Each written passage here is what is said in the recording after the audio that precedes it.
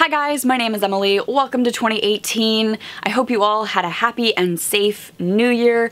Mine was very low-key, very fun, good times with family and friends, and I hope that you all had just a wonderful, relaxing day. Today I'm going to talk about the 4 books that I read in December. December was a really great reading month because even though I didn't have a lot of time to read, the books that I read I loved. So let's start with The Bear and the Nightingale by Katherine Arden. This is Katherine Arden's debut novel. It is a piece of adult fantasy literature and it is set in medieval Russia.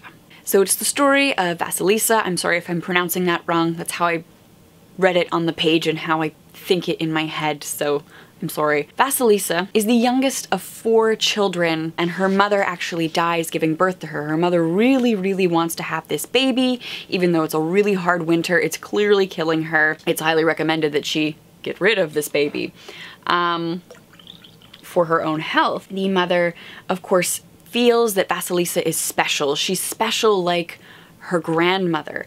So there's this like secret sort of pagan connection to like old religions. Sure enough, Vasilisa's birth kills her mother and she's sort of a wild child, very much connected to the woods and the spirits, and she sees the guardians of the house because everything that exists has a guardian. And they work together to protect the family and the family offers them food and things. That sort of relationship keeps the people in the north safe from the harshness of the winter. Peter, I'm pronouncing it Peter, again, I don't know. Vasilisa's father decides that he really should remarry. Vasilisa needs a mother, and so he brings this very conservative Christian woman into their home, and she brings with her a priest, and the priest starts to put the fear of God into this very rural pagan community. And the more that the people stop praying to these spirits and like offering tokens of affection to these spirits,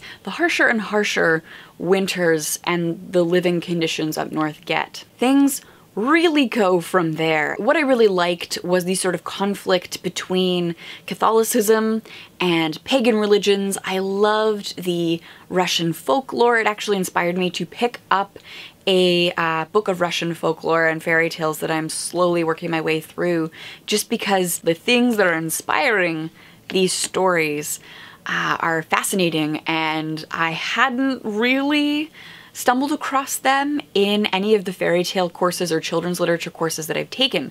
So like I really enjoyed not only the vibes of this book, which is very much like Uprooted. I really liked Uprooted by Naomi Novik just because of like the folk and fairy tale feel to it. I loved the presence that the wood has, and I feel like in the same way, winter has that same sort of presence in this story, and I just really enjoyed it. I love that Vasilisa is young and different and wild and free, and even though it's medieval and she has a lot of very rigid ideas about how a woman should behave sort of being forced upon her, she is very much subverting those expectations, and it's a fun read. It's just a really fun read, and I loved it so much that I went and picked up the sequel right away, and the sequel is The Girl in the Tower. Now, I'm not going to say too much about this because I don't want to spoil how this book ends. For reasons, Vasilisa ends up leaving her small town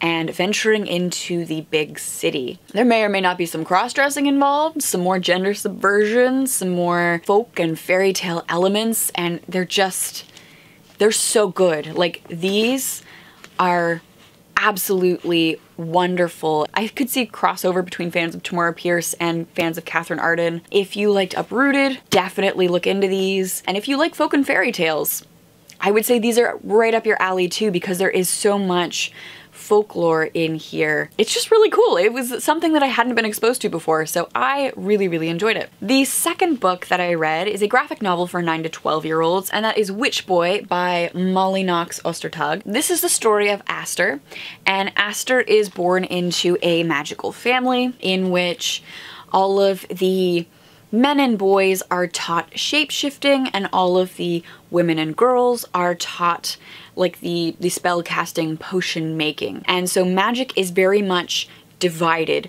women cannot do men's magic and men cannot do women's magic without suffering severe consequences. Now the problem is that Aster doesn't succeed with men's magic, and he's secretly dropping in on all of these women's magic circles. He's reading their books secretly, he's spying through windows and from trees. He's slowly picking up all of this knowledge, and he's able to successfully perform women's magic. When a conflict arises in the family, Aster is in the unique position to save the day. I think it's pretty obvious that magic could be used as a metaphor for gender identity or for sexuality. So like, you don't mesh with whatever identity has been placed upon you by your family or society.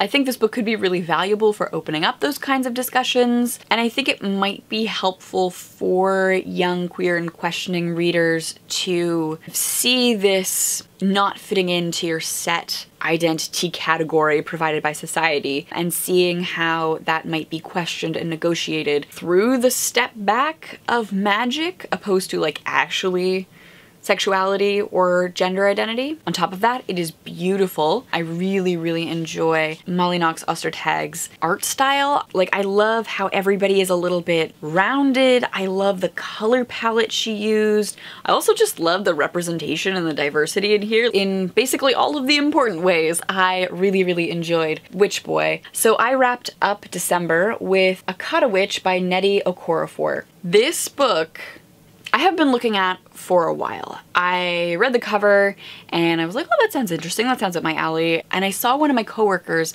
was reading it, and she was like, all you need to know is Nigerian Harry Potter. And I was like, yep, done. Ordered it online, like, as she walked out of the break room. Let me say right off the bat that comparing anything to Harry Potter is pretty dangerous. It's not like Harry Potter in terms of the setting. Harry Potter is very much like playing with everything about British boarding schools, and very much playing with the history of British fantasy literature, I would say. Of course, because this is set in Nigeria, it's not gonna have that British boarding school feel, but what it does have in terms of Harry Potter is a young outsider. So Sunny has grown up in a household not knowing about magic at all, and one day one of her peers sort of introduces her to the world of the leopard people. She gets thrown into this space, learning about all of this magic. We get lessons, we get adventures. So like the learning about magic, the adventures in this magical world that sort of exists hidden away from the rest of the non-magical folks is very much similar to Harry Potter. I think the outsider learning about this magical space, again, very much like Harry Potter. The fact that the group is chosen to save the world, again like Harry Potter, but note that it is a group, a perfectly balanced group working together that saves the world. It's not like the chosen one, Harry Potter, saving the world. And I think in many ways what this book does is critique some of the ideas that come before it. Like, there were many points throughout where it almost felt like Okorafor was obviously aware of her market contemporaries. I'm pretty sure everybody has read Harry Potter, especially if you're writing in this market, you've probably read Harry Potter. And it felt at many points like she was speaking back to the Harry Potter series and some of the flaws in the Harry Potter series. I was absolutely overjoyed to read this book and to love it, because whenever anything is compared to Harry Potter, there is the danger of hyping it up too much. The comparison is legit. Like, it's very much about young magical folks entering into an educational space and learning to become, I don't know, are you an adult wizard? Like a fully educated magical person. My language is failing me here.